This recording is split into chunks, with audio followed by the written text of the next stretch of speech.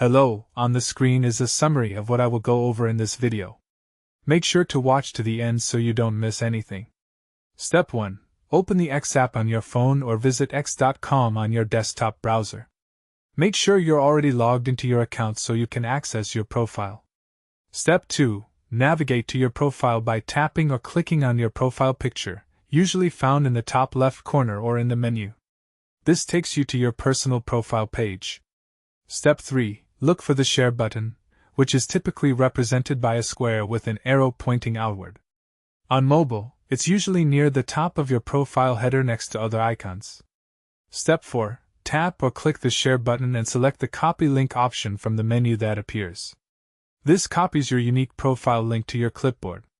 Step 5. Once copied, you can paste your profile link anywhere you want to share it.